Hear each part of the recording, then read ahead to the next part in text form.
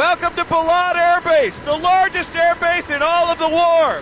Right now we are in a Black Hawk helicopter patrolling the perimeter about 40 miles north of Baghdad. More than 850 Air Force cargo planes land every month in Balad, offloading millions of pounds of cargo, while their sleeker, faster cousins guard their backs. The base also houses Camp Anaconda, where more than 20,000 Army soldiers stand at the ready to respond to threats outside the fence line. No spot here is safe. But the most dangerous area is the North Gate, where 1,400 Iraqis stream into the base every day looking for work.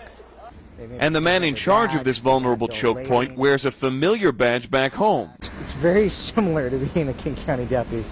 Unfortunately or fortunately, depending on how you look at it. Captain Stan Sayo and Fort Lewis's 181st Support Battalion have the unenviable job of screening all of the Iraqi nationals coming through. Any one of them could be an insurgent carrying a bomb. Yelm native Rachel Gorka stands at the farthest point, well beyond the wire. She is the initial contact with the dangerous unknown. Oh, every day I have to make sure I stay alert, looking for suspicious things, someone might be wearing, or an extra puffy jacket or something. Just have to make sure I always watch, always keep an eye out. Right next to her, Doug Peterson of Ording, who has already been knocked back by a mortar blast near the gate, but survived without a scratch. If I think about it too much, I'll probably end up going to mental health or something like that and see the psychiatrist. The Iraqis say, inshallah, if God wills, and that's pretty much the way you got to go about life here. Peterson has learned a lot from the men who join him in danger every morning, the Iraqi National Guard, trained by American forces and seemingly willing to take an active role in their country's rebirth. The Americans, they give it to the people more security and more freedom and more democracy and a lot of jobs, and before it was nothing. We work as one team and our fate is one. Even with all the security that they have to go through to get on the base, these Iraqis are actually happy that the Americans are here. They now have jobs and have money that they can bring back to their families that they never had in the Saddam regime. We want in here, want a place very safe. No want a place danger. We no like explosion, no like bomb. Everybody inside the Iraq very poor.